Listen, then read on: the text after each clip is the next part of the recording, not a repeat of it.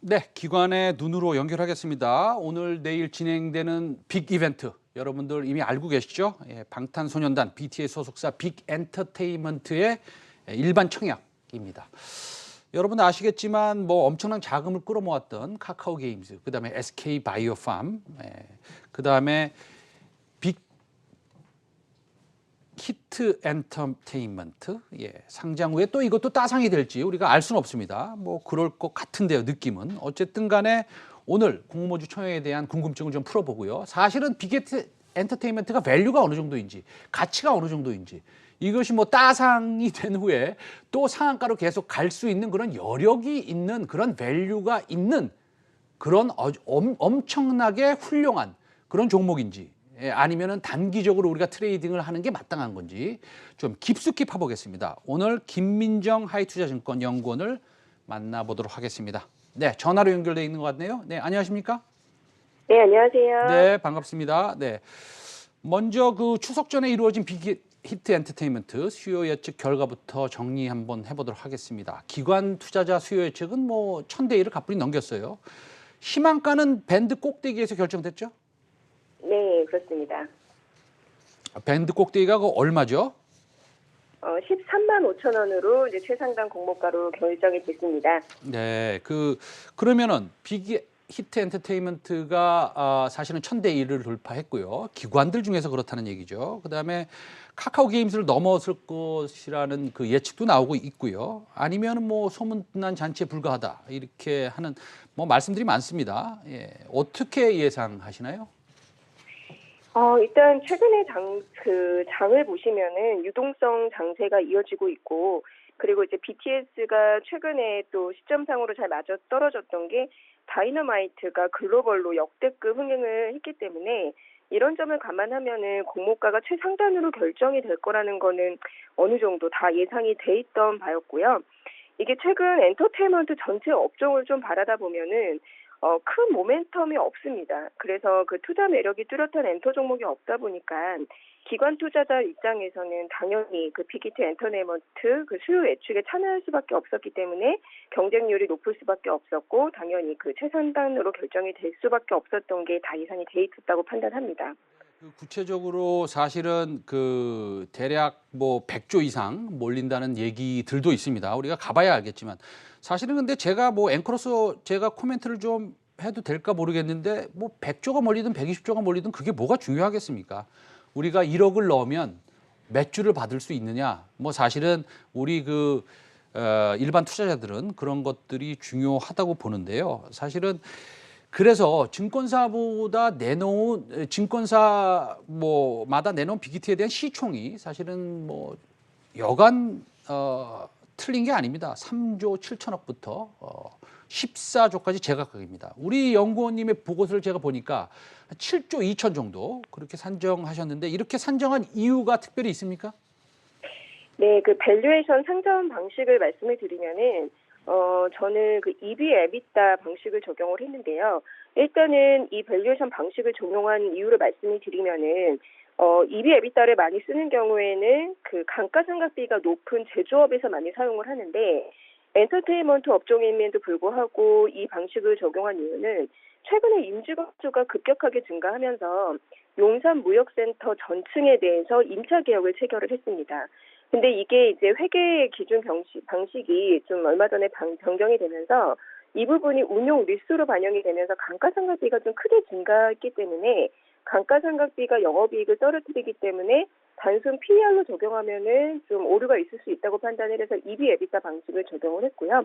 내년, 그러니까 2021년 예상 에비타 2,424억의 추정치에다가 타깃 EV 에비타 27.6배를 적용해서 시가총액 7조 2천억으로 산정을 했습니다. 네, 임차 계약을 용산무역센터의 전층에 대해서 임차 계약을 했고, 거기서 이게 운영 리스로 반영이 되면서 사실은 현금 흐름상에 감가상각비가 크게 증가가 돼서 EV 에비타를 적용했다. 네, 맞습니다. 언뜻 설득은 잘 안 되는데요. 어쨌든 우리 연구원님이 그렇게 하셨다니까 잘 알겠습니다.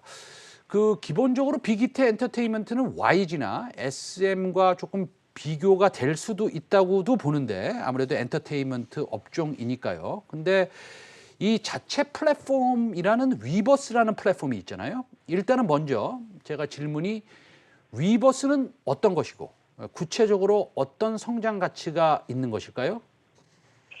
위버스라는 거는 그 빅히트 엔터테인먼트가 직접적으로 플랫폼을 운영을 하는 그 플랫폼명이고요. 이 위버스 안에서는 그 보유 아티스트들의 각종 콘텐츠가 제공이 되고 여기에 연동돼서 위버스 샵이라는 또 다른 플랫폼으로 연동이 돼서 그 MD 상품이라든지 다양한 IT 비즈니스를 연동시키는 또 위버스 샵으로 연동되는 그 특이점을 가지고 있습니다. 네. 그러면은 이 위버스의 가치, 성장 가치가 어느 정도 된다고 보시나요? 네, 일단은 위버스의 이 의미를 좀 따져봐야 되는데 네. 현재로서 위버스가 엄청난 그 매출을 일으킨다고 보기는 어려운데 콘텐츠 생태계를 보시면은 콘텐츠 제작사와 이제 플랫폼사의 관계를 보셔야 됩니다. 근데 지금 최근에 플랫폼이 굉장히 많아지면서 콘텐츠에 대한 그 확보 경쟁이 치열해지고 있습니다. 이름에 따라서 이제 콘텐츠 제작사가 좀 입지가 좋아지고 수익성도 많이 좋아질 거라고 기대를 했지만 여전히 그 콘텐츠 제작사와 플랫폼사 간의 관계를 보면은 플랫폼사가 수익 관점에서나 그 협상력 관점에서 훨씬 더 우위를 차지하고 있는데요. 그 이유는 가입자라는 그 트래픽을 보유하고 있다는 그 지위를 갖고 있기 때문에 플랫폼사가 유리할 수밖에 없습니다. 이러한 산업 구조에서는 단순히 콘텐츠를 만들어서 딜리버리만 하는 그 역할에 그치지 않고 자체 플랫폼을 가지고 있다라는 것은 헤게모니 상으로도 상당히 중요한 의미를 가지고 있고요. 그리고 수익 관점에서는 서드파티한테 그 콘텐츠를 유통을 하게 될 때는 전체 매출에서 그 수수료 10에서 15%를 납부를 해야 되는 그런 이제 수익의 관점에서도 이제 있는데 자체 플랫폼에서 콘텐츠를 유통하게 되면은 이 수수료를 내재화할 수 있기 때문에 이 부분은 굉장히 큰 부분입니다. 수익성 향상에도 좀 큰 기여를 할 수 있고 향후에는 이 위버스라는 플랫폼을 단순히 보유 아티스트의 콘텐츠 유통 창구뿐만이 아니라 어느 정도 트래픽이 쌓이게 되면은 다른 아티스트, 그러니까 외부의 아티스트까지 마케팅을 할 수 있는 또 하나의 채널로 활용이 될 수 있기 때문에 성장 가치는 상당히 잠재력이 높다고 판단하고 있습니다.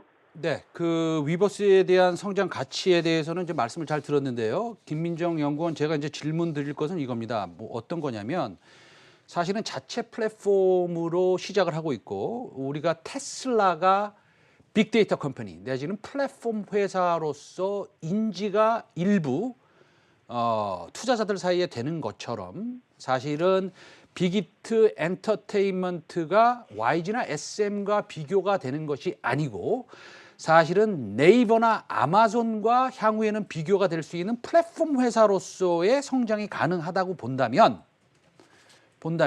지금 현재 김민정 연구원이 생각하시는 여러 가지 밸류에이션보다는 장기적으로는 좀 더 성장할 가능성이 있다고 보십니까? 아니면 제 말씀에 동의하지 않으십니까? 동의합니다. 그래서 지금 그 말씀하신 대로 기업 가치의 레인지가 애널리스트별로 천차만별인 이유도 이 위버스라는 가치를 지금 현재로서의 모습으로 가치 산정을 하기는 상당히 어렵고요. 즉 유튜브나 이런 뭐 다양한 동영상 넷플릭스 포함해서 플랫폼들의 성장 가치를 보면은 1, 2년만 바뀌어도 그 굉장히 가치들이 많이 상이하게 달라지기 때문에 위버스에 대한 기업 가치가 좀 추정치부터 밸류에이션 방식이 굉장히 다를 거라고 보고 있습니다. 알겠습니다. 그러면은 향후에는 기본적으로 위버스에 대한 성장 모멘텀 내지는 숫자가 실질적으로 우리 이제 나올 때 찍힐 때 사실은 밸류에이션 툴도 좀 바뀌기를 좀 희망을 하면서 다음 질문 드리겠습니다. 빅히트에 대한 여러 가지 리스크도 사실은 좀 있습니다. 그 소위 말해서 싱글 프로덕트 디펜던시라고 그래가지고 사실은 BTS 빼면 아무것도 없는 거 아니냐. 뭐 이렇게 얘기를 해도 사실은 과언이 아닐 정도로 BTS의 의존성이 좀 높은 건 사실 아니겠습니까? 그렇다고 본다면 곧 예정된 BTS 멤버의 군대 누구든지 안 가면 안 되는 그 군대 리스크가 있습니다. 예, 이 리스크에 대해서는 어떻게 보십니까? 네. 군대 이슈는 상당히 민감한데요. 당연히 뭐 빅히트뿐만이 아니라 연예 매니지먼트 사업에서 특히 이제 보이그룹 같은 경우가 상당히 캐시카우의 역할을 하는데 이러한 보이그룹의 핵심 아티스트의 군대 이슈는 최대 리스크입니다. 다만 그 BTS 멤버들이 동시에 군 입대를 하진 않을 것으로 보고 있고요. 교차 입대를 하면서 완전체는 아니지만 BTS라는 브랜드로 계속 활동을 이어나갈 거라고 보고 있습니다. 그리고 이제 BTS의 최대 강점을 보시면은 각각의 캐릭터도 중요하지만 그 스토리와 세계관이 최대 강점이기 때문에 이러한 강점은 완전체가 아니더라도 이어갈 수 있는 포인트입니다. 따라서 군입대를 통한 그 리스크는 분명히 존재하지만은 실적 타격은 일부 방어가 가능할 것으로는 판단하고 있습니다. 네, 지금 뭐 여당 쪽에서는 군입대 연기하고 면제 이슈가 조금 오늘 뉴스가 좀 나온 것 같더라고요. 뭐 과거에도 좀 나왔지만 오늘 다시 이렇게 나오는 것 같은데 그러면은 우리 김민정 연구원께서는 연기나 면제가 되면 사실은 뭐 밸류에이션 측면이나 아니 가치 측면이나 이런 쪽에서 조금 숫자를 갖다가 조금 수정할 그런 의향도 좀 있으십니까? 당연히 있습니다. 이제 그 부분은 이제 군대 입대를 감안을 해서 실적 추정을 했기 때문에 완전체일 때는 아무래도 이제 콘서트 활동 그리고 최근에 그 다이너마이트 곡이 글로벌로 최대 인기를 끌으면서 정점을 찍고 있기 때문에 지금 여기서 계속 그 인기를 끌어갈 네. 수 있는 상태에서 완전체로 이어진다면은 단순 음원 수익이나 주요 수익인 콘서트뿐만이 아니라 광고 출연 등 다양한 매니지먼트 수익이 더 확대될 수 있기 때문에 실적 추정치는 당연히 상향 가능합니다. 네, 빅히트는 이제 BTS고 BTS는 빅히트입니다. 우리가 그건 너무 잘 알고 있죠. 그렇다고 본다면 우리는 누구든지 그 나이가 들고 합니다. 그렇죠? 그렇다면 인기가 시들어질 수도 있고 그렇다고 본다면 향후의 라인업이 상당히 중요하다는 것은 우리가 다 알고 있습니다. 그 빅히트 말고 뭐 다른 그 그룹들 보이나 걸 그룹들이 좀 인기가 끌 수 있는 그런 뭐 향후에 이런 계획들이 어떤 것들이 있어요? 현재 그 빅히트 엔터테인먼트에서 자체적으로 또 데뷔를 한 그룹은 그 투모로우 바이 투게더라는 한 개의 그룹이 더 있는 상황이고요. 나머지 소스뮤직과 플레디스라는 회사는 인수를 통해서 인월권익으로 비유기적으로 이제 그 아티스트가 세 개 라인업이 더 확보가 된 상황입니다. 그래서 소스뮤직에서는 여자친구라는 그룹 그리고 플레디스 엔터테인먼트 중에서 세븐틴과 뉴이스트라는 아티스트가 새롭게 영입이 됐습니다. 그래서 아직까지는 이 다른 그룹이 수익원에 크게 기여는 못하고 있지만 매출 비중을 그 포트폴리오를 네. 다각화시키는 데는 일조를 하고 있습니다. 그래서 2018년 기준으로 BTS의 매출 비중이 97%였다면은 이런 회사를 최근에 인수하면서 그 BTS의 매출 비중이 대략 한 87%까지는 떨어진 상황이고요. 그리고 여자친구의 같은 경우의 모습을 보시면은 최근에 BTS가 성공했던 그 배경인 세계관, 그 스토리 네. 이런 부분들을 여자친구에서도 새롭게 입히면서 여자친구가 새롭게 또 수익원을 더 늘려가고 있는 상황이고요. 앞으로 세븐틴과 뉴이스트도 같은 모습으로 세계관과 스토리가 확장되면서 현재보다도 더 수익원이 확대될 것으로 기대를 하고 있습니다. 그리고 이제 신규 그룹 데뷔 일정은 그림에서 보시면 알 수 있으실 텐데요. 계획상으로는 지금 빅히트뿐만 아니라 다양한 이제 소속사 레이블 네. 그리고 CJ E&M하고 조인트 베이처인 빌리프랩 이 회사까지 합치게 되면은 2022년까지 총 5개의 신규 그룹이 데뷔할 예정이라서 BTS의 매출 비중이 확 떨어지진 않겠지만은 포트폴리오 다각화는 지속적으로 이루어질 것으로 보고 있습니다. 알겠습니다. 제가 뭐 이 원고에 있으니까 제가 한번 이거 질문 한번 해볼게요. 이런 질문 제가 하기는 싫은데요. 앞서 흥행했던 그 SK바이오폼이나 카카오게임즈의 상장 때처럼 빅히트도 따상 현상을 보일 것인지 예, 민망한 질문이긴 한데요. 어떻게 예상하십니까? 네, 이거를 예측하는 게 거의 의미가 없는데 수요 예측에서부터 일단 경쟁률이 높았고 그리고 그 BTS의 다이너마이트가 빌보드 차트에서 2위로 좀 떨어졌다 다시 1위로 또 재반등을 하는 모습을 보였기 때문에 좀 투자 심리 자체가 상당히 우호적일 거라서요. 밸류에이션과 좀 무관하게 좀 상장 초기의 주가는 상당히 좀 강세를 보일 것으로 예상을 합니다. 네. 그 마지막 질문도 좀 민망한 질문입니다. 빅히트에 관심이 집중되면서 BTS 관련 종목들도 함께 급등했습니다. 그 인터넷에 찾아보면 그 관련 종목 나옵니다. 예, 저도 잘 모르고요. 사실 별로 관심도 없습니다. 근데 이런 현상이 이어지는 게 주식시장의 올바른 현상입니까? 사실 그 올바르다, 바르다, 뭐 바르지 않다라는 평가보다는 지금 시장의 색깔인 것 같은데요. 연예 매니지먼트 비즈니스 모델은 변동성이 상당히 클 수밖에 없습니다.